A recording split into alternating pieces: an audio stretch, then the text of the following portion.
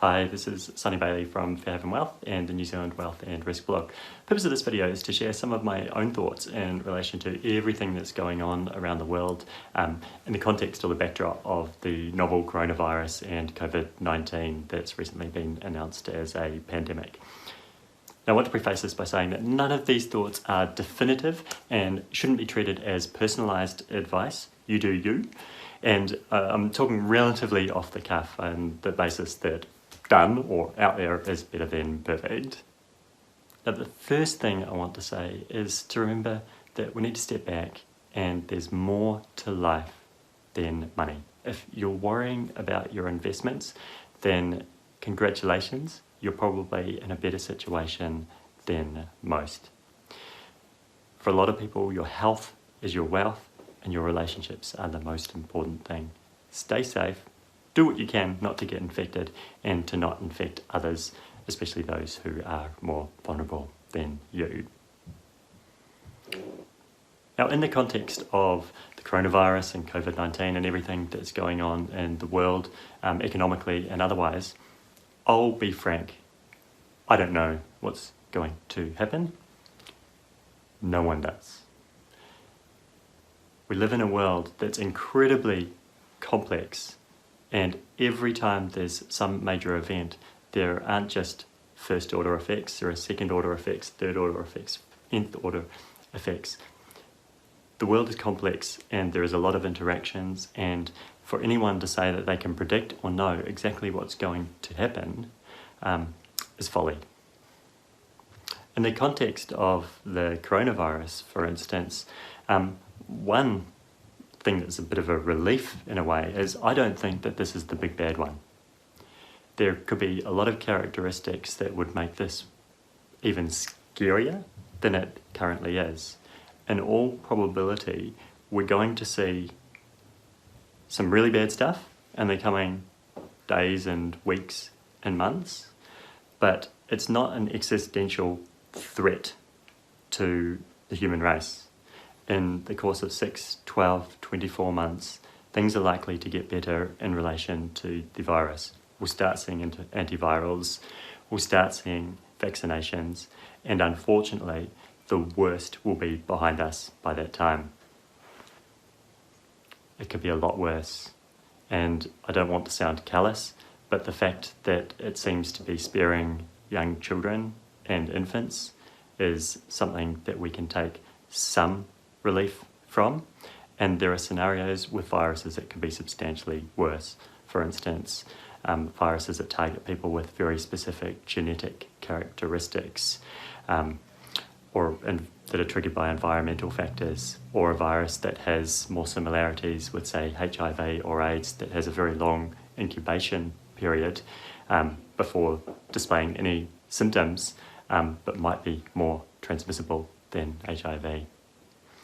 And a silver lining out of this entire process might be that we as a society start to take the possibility for worse pandemics quite seriously, so we can address those if and when they occur. But more broadly, it's really hard to predict and to map out what's going to happen. Now, a lot is said in the world of finance about the magic of compound growth.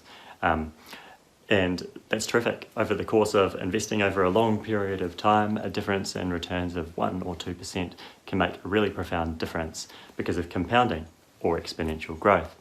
Now, the challenge here with a virus or a pandemic of this nature, we're kind of seeing the flip side, the black magic of compound growth, because here we've got exponential growth working in ways that are very quick and in ways that we don't particularly want it to, unlike with investing.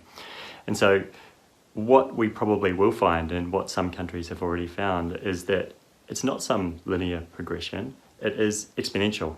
And so things will happen very quickly in a way that's just not intuitive to us as human beings. And what we really can't predict are the second, third, fourth order effects. So the impact on supply chains or potential political disruption or social upheaval that may occur. And the other thing is that there may be some really positive things that come out of it.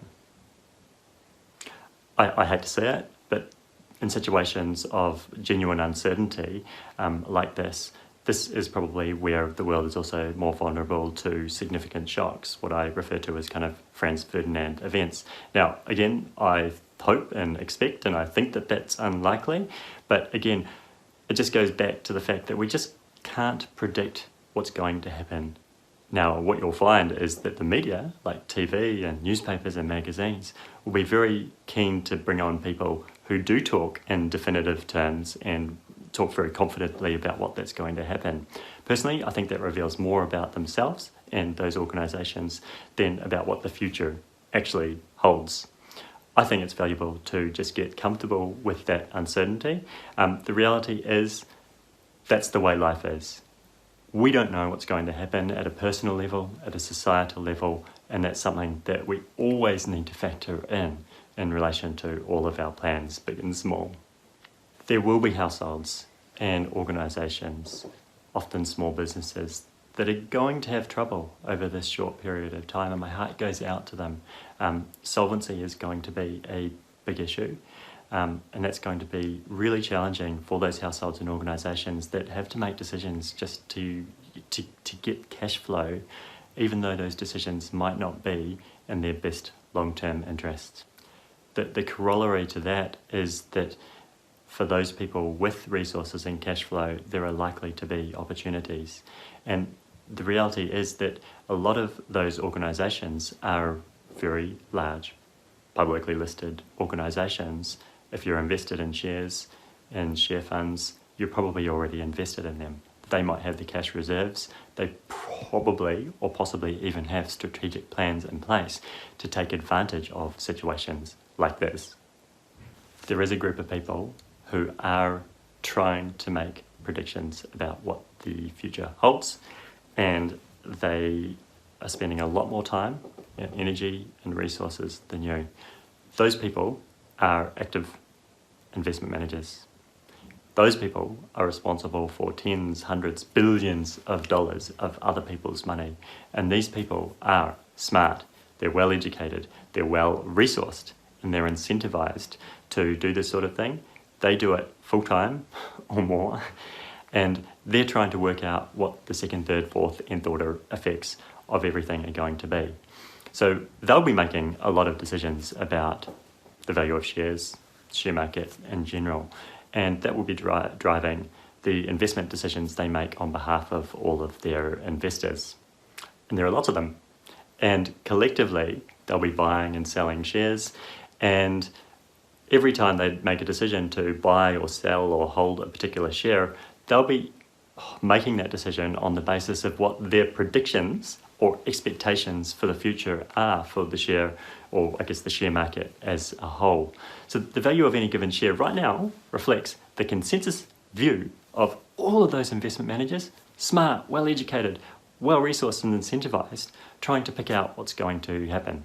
So if you think that you're going to pick the market and predict better than, I guess, the wisdom of that particular crowd, that's great, but I would discourage you from doing so. By the time that you've made a decision based on your information, that is almost certainly being priced into the value of the market. The other thing to keep in mind is that if you are going to sell out of the market because you can't tolerate any ups and downs, you have to be right twice. You have to pick the time to get back into the market. Otherwise, you might be implementing that age-old strategy of selling low and buying high. It's one thing to sell your shares when things are going down, but you need to make it worthwhile. You need to sell before they start going up and beyond the point where you sold them. So you have to be right twice. Now, that seems easier said than done. In retrospect, it's very easy to pick when the market bottoms out. But the reality is, when the market bottoms out, that is when confidence is at its lowest. You will wonder or feel like you might be buying a falling knife and things might get even worse. So if you are thinking of selling shares on the basis that you'll be able to buy in again when they're lower, just remember that you will have to do that, and you'll probably be even less confident than you are now because the share market will be even lower. A lot is being said about washing your hands, social distancing, and making sure that you don't touch your face. My advice, as a general rule, is don't touch your face and don't touch your shares as well.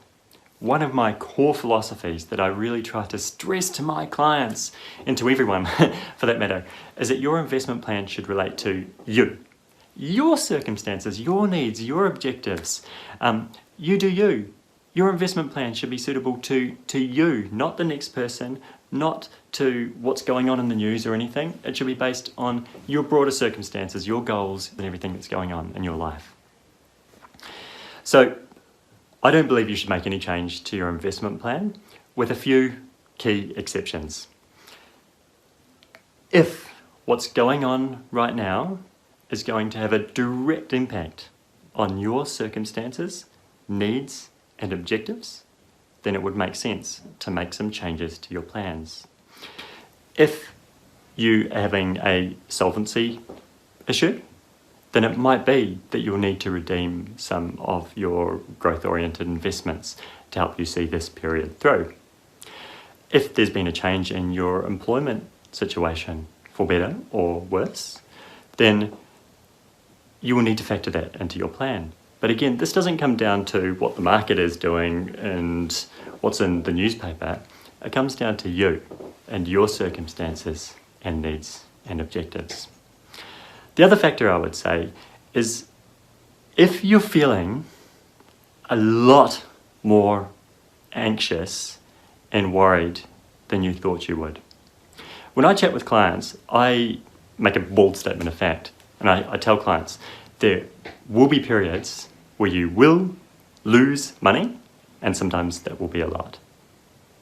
And I try to work them through that scenario to see how they would feel and how they would react if that were the case. That's a hypothetical. You're experiencing that now, and it's normal to feel anxious. It's normal to feel a bit worried and concerned, and to kind of think twice about what you're actually doing. If it's causing you a significant amount of anxiety, more than you kind of imagined it would be, then I think that actually reflects that your tolerance for risk might be lower than you thought it was to begin with. So that might inform your plan going forward. It might be more appropriate to invest more conservatively. And the one thing I just need to caveat there is that that will be the case not just now, but into the future, even when markets are going well. I think it's important to step back when you're making any major financial decision. We need to think about this in the broader context of your life.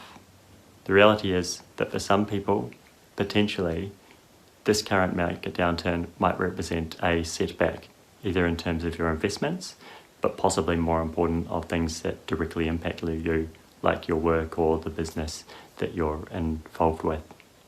But a perspective that I hope you take on is that this is only going to be a chapter in a much longer, broader story of your life. It may be a setback, but my hope and expectation is that it's not catastrophic. And like I said at the start, there's more to life than money. If you're worried about your investment portfolio and the returns you're generating or not generating at the moment, then you're probably in a fortunate position compared to some people for whom cash flow and solvency is absolutely front of their mind. You're possibly or probably in a more privileged position than those who have pre-existing illnesses or at a stage of their life where they are actually concerned for their lives in relation to this coronavirus. The key thing is to be safe, remember what matters to you, look out for yourself, look out for other people. And as with all challenging times, I encourage you to try to find the best out of it. Find a silver lining. Maybe use this as a time to reflect and focus on the things that are really important, like your health and your relationships. And like I said, this might not be the big bad one, but how are you going to prepare for future shocks or challenges? If you're interested in my continuing thoughts in relation to COVID and in almost anything else wealth and risk related, feel free to check out my blog, wealthandrisk.nz, and sign up to my mailing list as well. You'll receive a free series of emails about how to build your financial plan and monthly emails where I provide updates in relation to articles that I've written. I share some of my candid thoughts and any changes to services relating to my business, Fairhaven Wealth.